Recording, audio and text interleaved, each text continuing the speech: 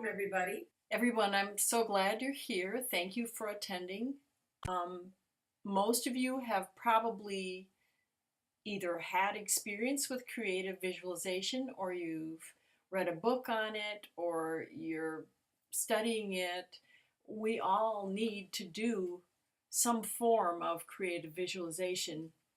And in fact, we're already doing it all the time. Every time you worry, you're actually creating images of fears. And every time you're hopeful, you're creating images of things that you would like to manifest in your life. But in order to do it in an organized way that makes sense, it's good to use a structure of some kind. There are lots of books on this subject, and there are free books. There are lots and lots of ways to go about it. This is from the first course of Builders of the Atom. It's called 7 Steps, and it is a 7-week course that's jam-packed. And I used it when I first started studying with BOTA because it's a practical thing to do. It's not airy-fairy, it's not philosophy, it's not metaphysics, it's down to earth. Okay. So the very first thing is you and I are a co-creator with God.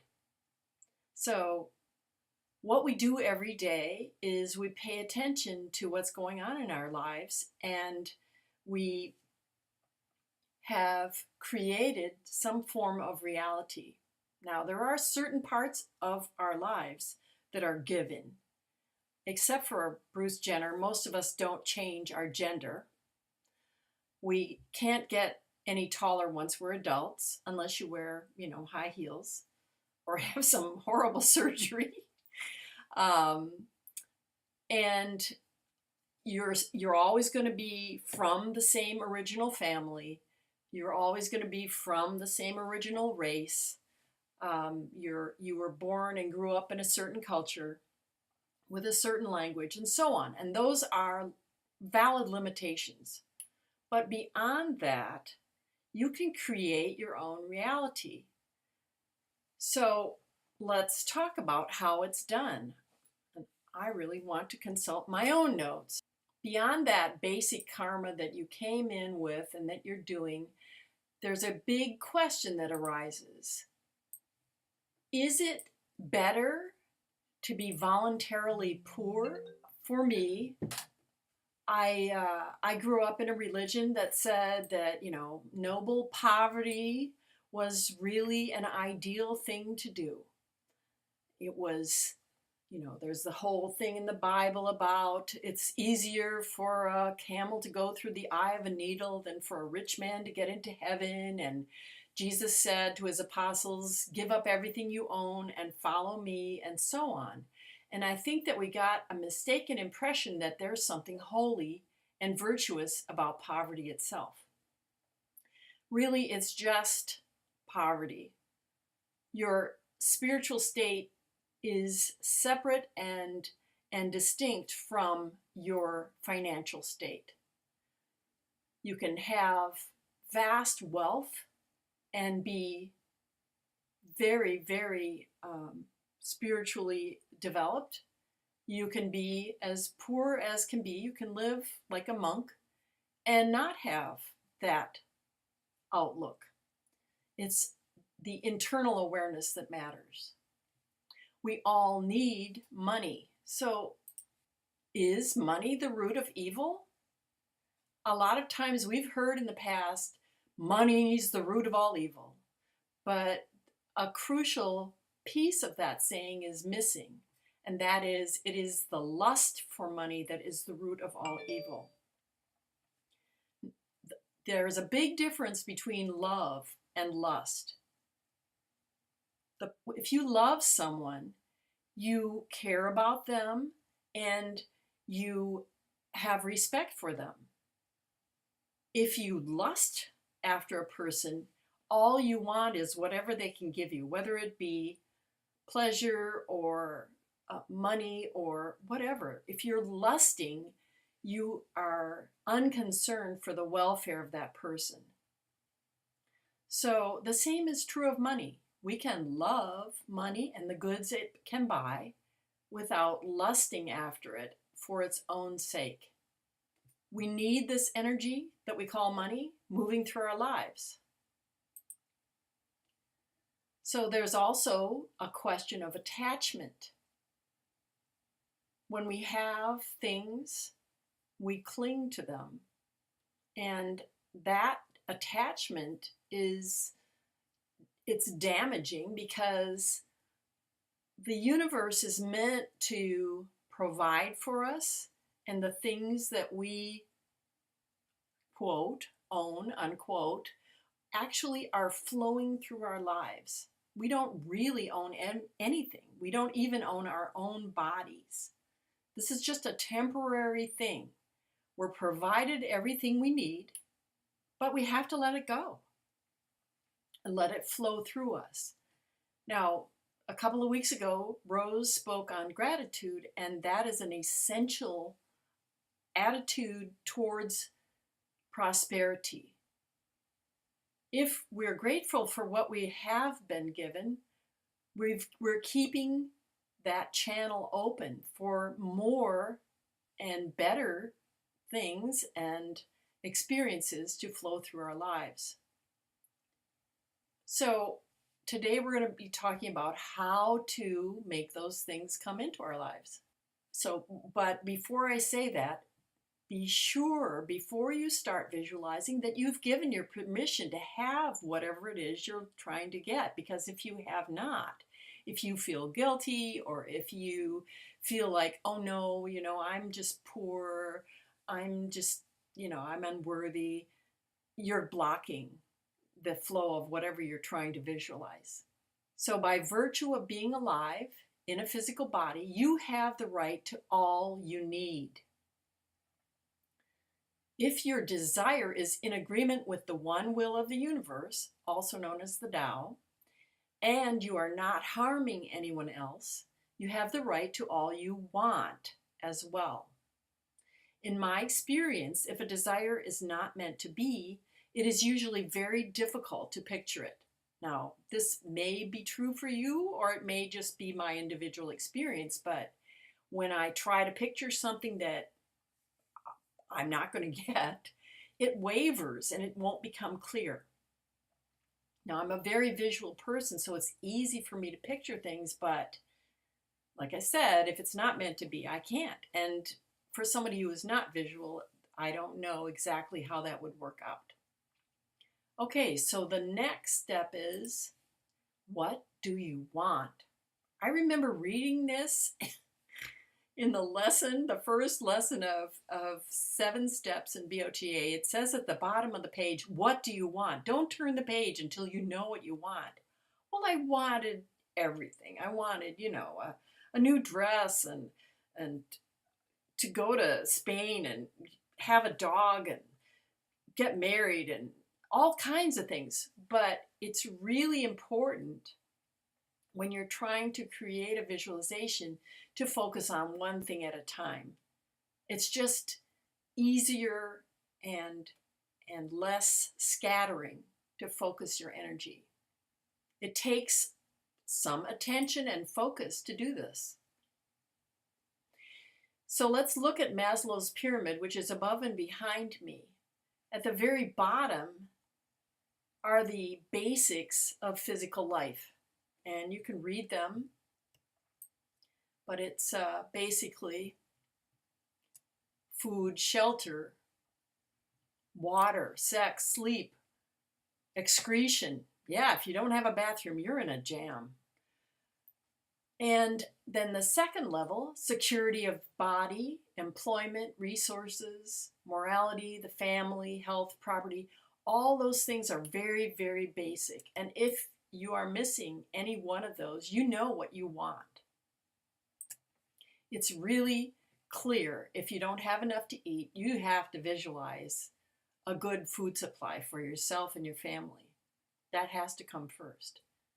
Once you've addressed those basic needs of physiological needs and safety, then you can move on to the higher needs of friendship, family, sexual intimacy, self-esteem, confidence, and so on, and then up to the concepts of self-actualization.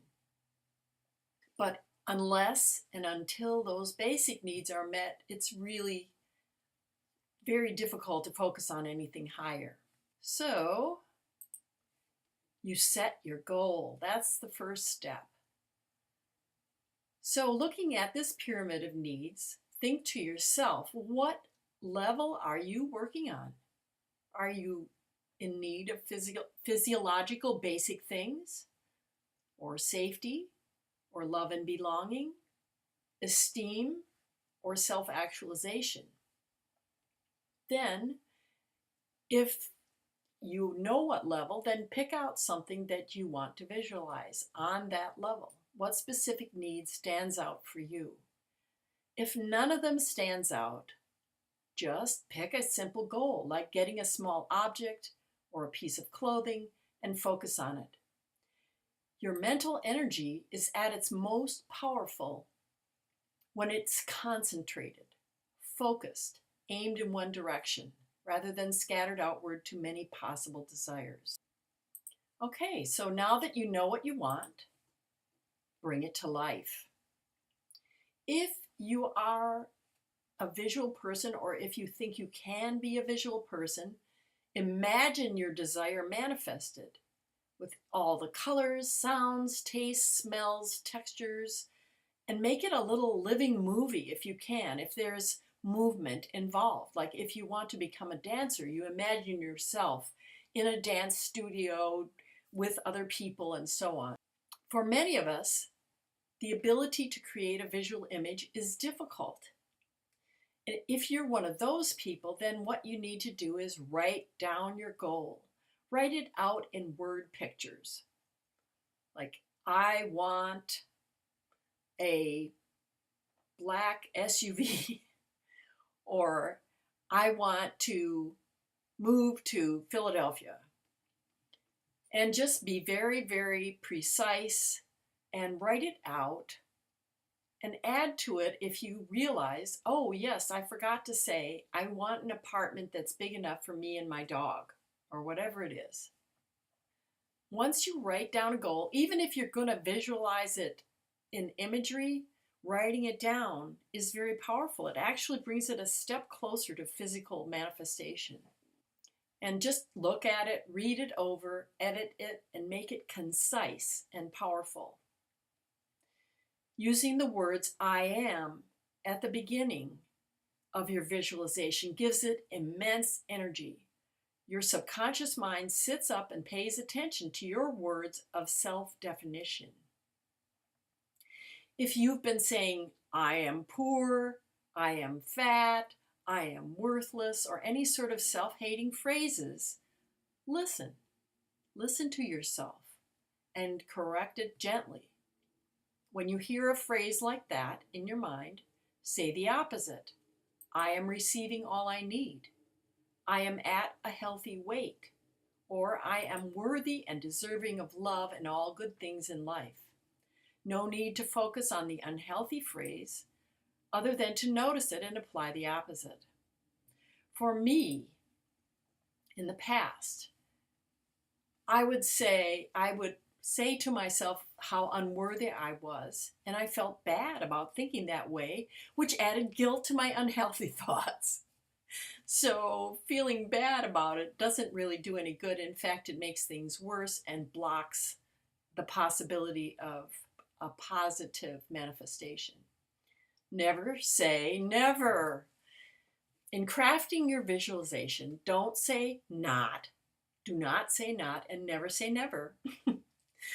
Keep it in the positive.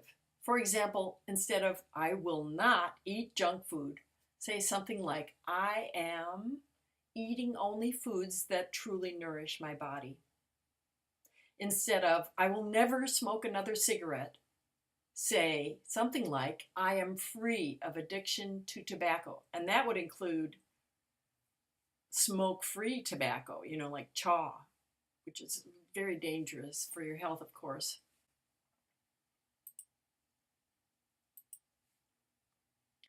Be here now.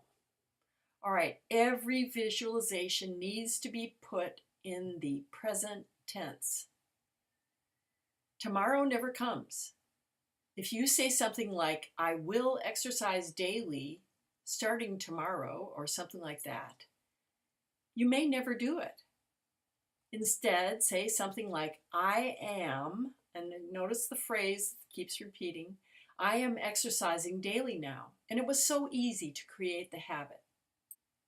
Rinse and repeat. Yes, you have to repeat these visualizations. Your subconscious mind is paying attention to everything that you look at, everything you read, everything you say, and everything you do. And everything you feel, and all the chemicals that are circulating in your body. So in order to get through to subconsciousness and say, yeah, I really do want this thing, it's important to repeat your visualization. A really good time to do it is before sleep at night and just after waking up in the morning. Then if you think of it during the day, you can repeat it again. Imagine yourself with that beautiful German Shepherd by your side, or whatever it is that you're trying to bring into your life. And some people say it takes 21 days to create a new habit, and that's a vaguely good time frame. You might be able to create what you want much quicker than that, or it might take a lot longer. It just depends. It depends on who you are and how quickly you are able to manifest things, and also what it is that you're trying to manifest. So just experiment and see how it works. See what the timing is for you. And that's one reason to start with something small, because then you have a sense of how long it takes. There's a time lag between visualization and manifestation.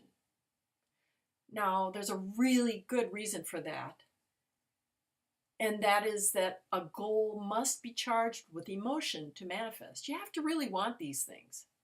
If you just say, oh, I want a Ferrari, but you don't really mean it, it's never going to happen. You have to mean it. You have to invest it with emotion. But a lot of us have fears that are really seriously charged with emotion, like, somebody might mug me, or, my husband might lose his job, or my children might be hurt. And those arouse intense emotion. So it's really important to pour that emotion, if you can, into your visualization. Keep it quiet. Once you have decided on a visualization, you've created your visualization or your written goal, keep it to yourself. Silence increases power.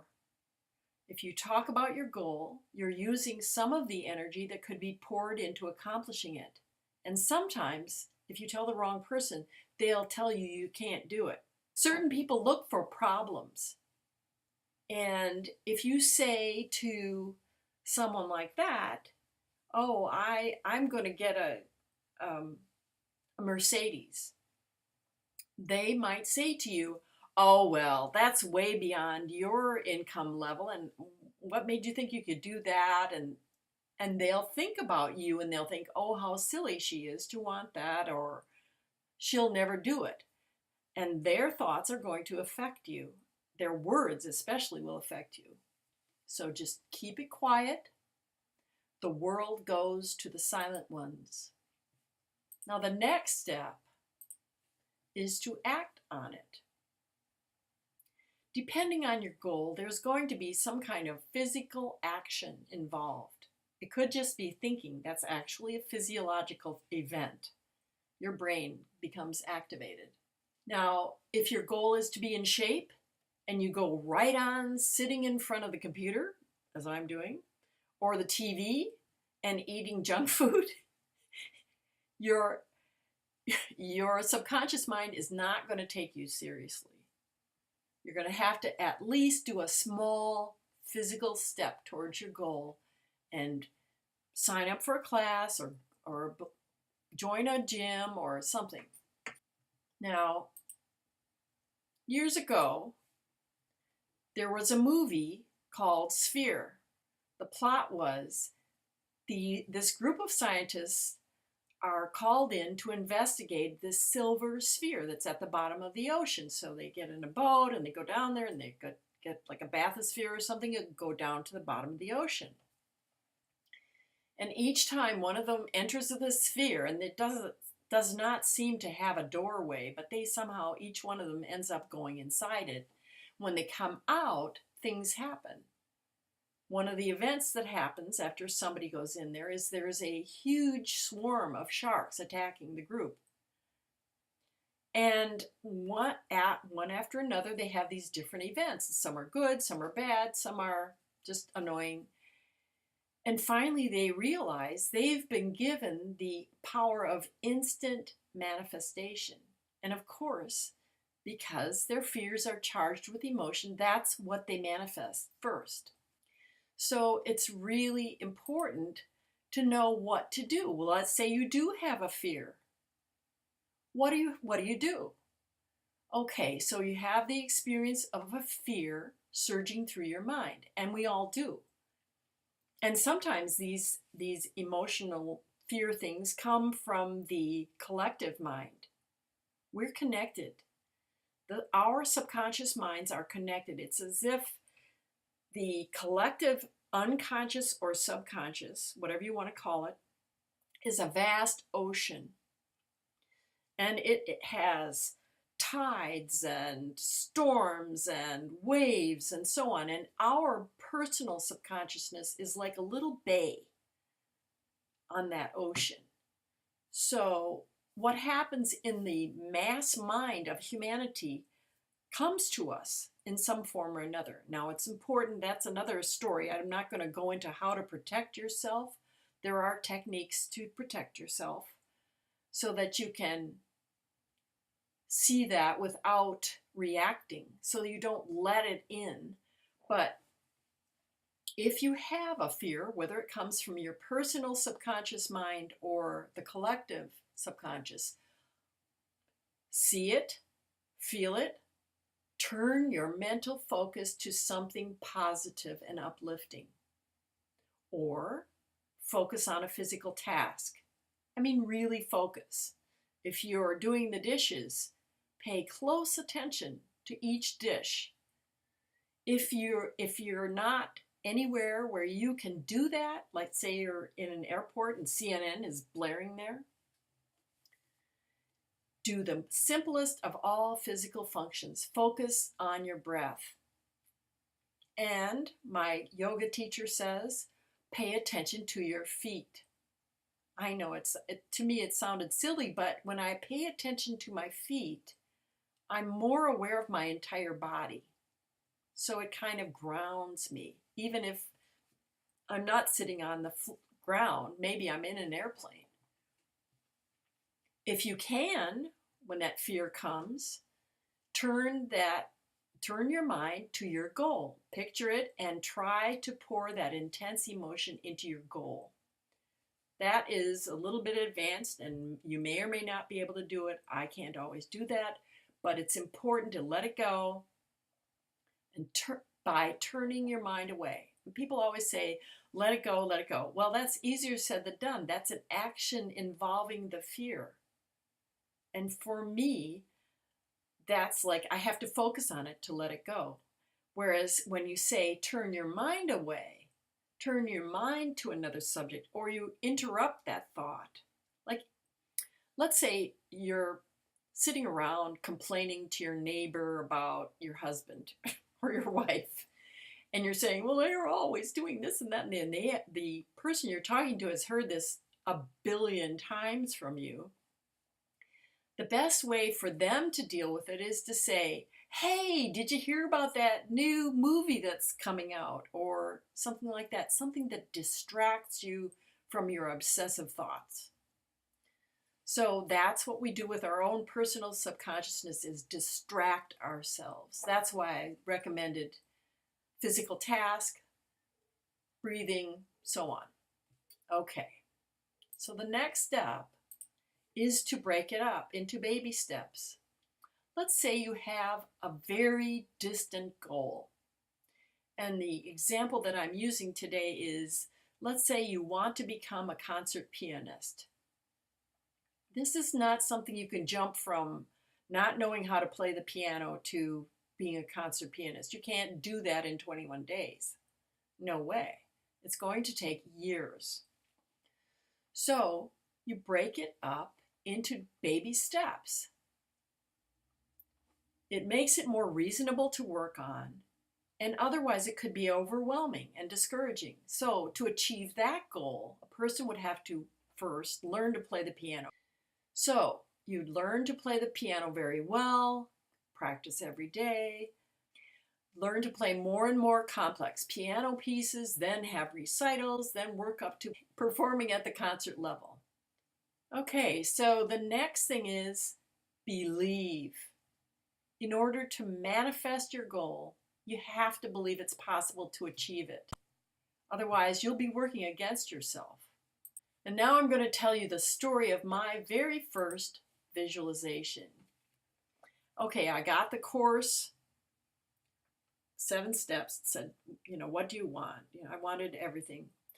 Well, then it said, well, if you don't know what you want, or you're only thinking, I want to be more spiritual, or an amorphous goal like that, I want to be of service to humanity. Those are not practical, down-to-earth goals. So it told the example of a woman who imagined a hat that she had never seen.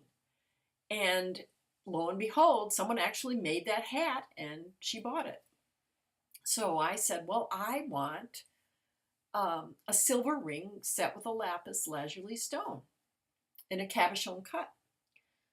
Well, I worked at my visualization. I could imagine a silver ring with a lapis stone, but I could not get the setting to look very distinct. I think if I were doing it today, I would look at pictures on the internet of different forms of silver rings and pick maybe a braided oval around the stone or something, but there was no such thing at the time.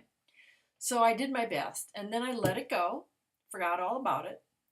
And later somebody said, well, do you want to go to the gem show? And I said, sure. And it was in this very, very big building. And so we kind of split up, and I went around and looked at all the different jewelry and cut stones and uncut stones and so on. And then I was walking along and I saw this little stand, this bank of glittery rings, nothing that would normally attract me. They were simple gold rings with faceted, clear, probably semi-precious stones in them, and that's not what I would want. But I was drawn to it. I walked over there, and there in one of the rows was my ring. It was silver, it had a cabochon cut lapis, the lapis was beautiful, but the setting was indistinct. So ironically, that proved that it worked. It was exactly the way I had imagined it, even with all its flaws. It's very funny, and that's why you do a small object first. Because it taught me that it goes out there, that image goes out there, and somebody picks up on it. Somebody out there said, wow, I want to make a silver ring, even though that wasn't what they were doing. They said, I'll make a ring. They couldn't picture the setting very well, but they knew that they wanted to put that cabochon cut oval lapis stone in there. So one of the things I put in my visualization, and this is an important consideration depending on your financial situation, I put in there that it was easily affordable. Well, at the time I had $30. I went to this show. The ring cost $26, and I had $4, and I could buy my lunch. It was exactly enough. It was stunning. I really became convinced of how this process can work. Move ahead to years later, well, not too many years later, probably 3 or 4 years later. I was very lonely. I had been working and going out with guys that just were not compatible with me, and I just said, well, I I want to get married. I want to find someone that is right for me and get married. Well, at the time I was a typesetter, and I worked at a little shop that did work for a music, one of those alternative newspapers, a really small tabloid that had personal ads. And I would read the personals while I was working on the changing them to the right typeface and so on, and I would laugh over them, and then one of them really annoyed me. It said, "Single white male is looking for um, a young blonde woman, 5'2", 125 pounds, 18 to 25 years old." And I was so annoyed. I thought, you jerk. Don't you care what she thinks about? Don't you care if, you have anything in common with this young woman? You just care what she looks like and what age she is? So, and he was my age, and that was part of it that was annoying to me. So I put in divorced white female, 41, tired of men my age who are looking for young heifers they can control. I was just goofing off. Well, and they let me put the ad in for free because I worked, they were our client. Well, I had lunch dates for 3 weeks. It was fun. I had a great time. I met all these men, and none of them were right for me. And one letter I set aside because the guy sounded so sincere, and I just thought, well, I don't know. He might not be the right person for me. And then I reread his letter after I'd gone through all these lunch dates. So I wrote back, and we talked for hours, and then we went out and we dated for 2.5 years and got married. And this past October, we were married 25 years.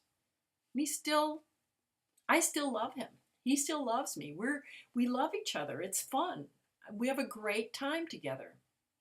And and what I did with that visualization was, I didn't say I wanted him to be tall. I do admit, taller than me. But other than that, I didn't specify how he looked at all. I did say I wanted him to have a decent job so he wouldn't be dependent on me. And I said we have some things in common, that interests that we share, and he has his own interests, so that I wouldn't have to entertain him endlessly. And then I put in good sense of humor and things like that, intelligent. Okay, so we got married, and then he got transferred to Wisconsin, and we had never owned a house, either one of us, and we had the opportunity because of his company to buy a house. So we said, well, what kind of house do we want? So we created a visualization together of the house we wanted. The certain price range and type of house. Well, we were driving around meanwhile, and we had an apartment, and we saw this house, and it was just charming. We saw it from the back, and it was set into a hill, and I said, oh, wouldn't it be nice if we could get that house? I love that house. And I thought no more of it. I don't think it was for sale at the time. And then after 5 months or so, the realtor took us to a house we hated. It had red and green plaid carpeting. And he said, now, we were ready to settle for it and put in new carpeting. And he said, no, I have one more house I want to take you to. I think you'll like it. And we're like, oh, I don't know. I'm so tired of this. And he took us over to this other house. And it was that house. It was that exact house that we had looked at and I had wished for. This was within our grasp. We could afford it. We could afford the payments. easily. So we bought it. If you want to create a visualization with your partner, spouse, husband, wife, whatever, another person, then you sit down together and you say, what do we really want together? The first thing to do with you, if you have a partner and you want to create a visualization, is you say, you take into account both people's needs. Because if you satisfy your needs and not your partner's, they're going to be unhappy and they're going to make you unhappy as a result. So you do that. Then also, let's say you have a family. Well, the entire family should get together and have a sort of meeting and talk about, well, do we really want a dog? I mean, obviously dogs come into my mind frequently. Do we really want a dog? How will we take care of it? What will we do with it? And how are we going to train it? And who's going to take care of it while it's a puppy? And all these kinds of considerations that have to be considered with the whole family. And will it be okay with babies if you have a small baby? And then beyond family, there's groups. If you have a group, either in SL or in real life, and it doesn't have a place to meet, you can visualize together to get a place to meet. We actually did this in BOTA group work in Houston. We visualized a place that had the right kind of space to do ritual work and study group, and that would be reasonable for the group to afford because we relied on donations, and that would have adequate parking and was centrally located. And we got it. It's still in use in Houston. So a group, when it gets together, has to come to some kind of agreement. I mean, obviously, if you're in a group, you have a shared outlook. That's why you're meeting together. So you want to get together and create this visualization. Then one person reads it and the rest of them try to imagine it. And the same with the family or with the partner. And then you read it to the spouse or you read it to yourself, and you both hear it together and you both try to visualize it every night and every morning. And then after a certain point, when you feel it's right, you let it go and trust that it will come to pass. Okay, so let's say your goals are well beyond the first levels of Maslow's pyramid. You realize that you're irritable, or you're defensive, or you spend too much money, or various things that are habitual but are not physical. I guess spending money is physical in a sense. So how do you visualize a spiritual goal? Well, can you imagine, if you're impatient, as I am, can you imagine being patient? What would that feel like? What would that look like? Would you be breathing deeper? Would you be in some way acting differently? And when you think about these qualities, do you know somebody who has that quality? How can you be more like Sue or Joe, who is patient? How do they do it? So that's how you would work on a psychological goal. You take whatever quality you have that you prefer not to have, and you try to develop the opposite one through creative visualization. And it may not be as much an image as a feeling of having that quality. And if you know anything about astrology or tarot, you can use tarot cards to show you the image of that quality. Like patience would be the hermit. Okay, so how does this work? Well, I talked about it earlier a little bit. We live in this huge sea of unconsciousness. We connect to it, and we send out our image, and it's received. Somebody received that image of the silver ring.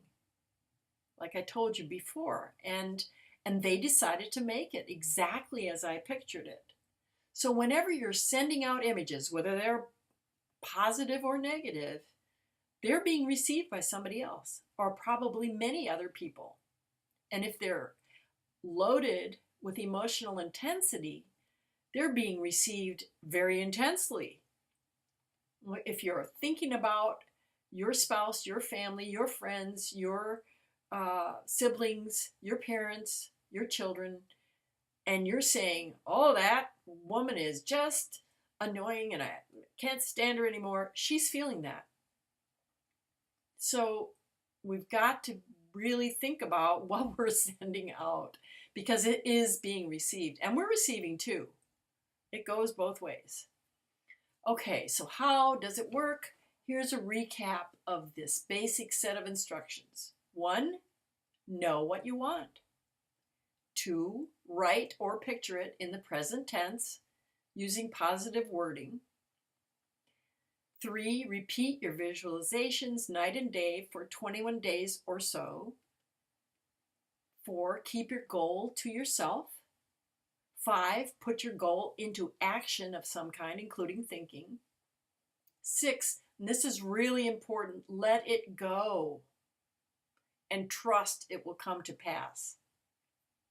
It's really important not to keep on hammering it home into subconsciousness. After a while, your subconscious mind understands what you want. You just have to say, so be it, and let go and let God. And 7, give it time to come into physical manifestation. The way that these things come about might seem like coincidences, but they frequently match your visualization in a very clear manner. The universe wants you to have your heart's desire. And when I was thinking about this, I remembered the song that Jiminy Cricket sings in Pinocchio. And that's the Disney theme song now.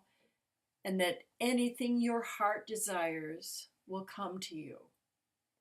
You don't have to wish upon a star. You just have to imagine having, doing, or being your desired goal. And that's the end of my talk. Okay, sorry. You can do it in voice or text. If you want to do it in voice, you can type in a 1. If you want to do it in text, we'll read it. And so Joe Arnica says, how does repeating an and, I think that's and, letting go work at the same time? And then Rose wants to speak after that. So Enjah, you want to respond to Joe? Yes. It isn't at the same time. That's the simple answer. First, you repeat it for some period of time. Many people do say 21 days is the ideal time. So you do it night and day, and maybe during the day. Repeat, repeat, repeat, and then you let it go. After that, you just assume it'll come to you. So they're not at the same time. Okay, Rose would like to speak. Take it away, Rose. What she's talking about is really important. We can either have 2 choices in this world. We can either choose to let somebody else create our world for us, and that means we have to accept the consequences for that. So do you want to be in somebody else's creation, or do you want to be in your creation? And I think that's what's really, really important to look at right now. Right now, in the situation that we're living in the world, we're all in this together. It is there's like this collective creation that we're making together. But if you've seen recently, that collective creation is very violent. It has a lot of stuff going on in it. So this is our opportunity to create something different. And she couldn't be telling you about a more important thing right now than the power of creation. It's very, very, very, very important. Costa has a question. He says, can you say something about the apparent dichotomy of fulfilling one's desires and a sort of notion of being happy with what one has? It's important to appreciate what we do have. Yes, but we're given desires. If you've ever had a period in your life where you had no desires, it's very strange.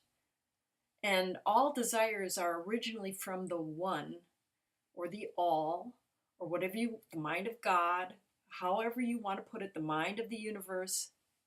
This is the origin of all desire. So all desires have a good source.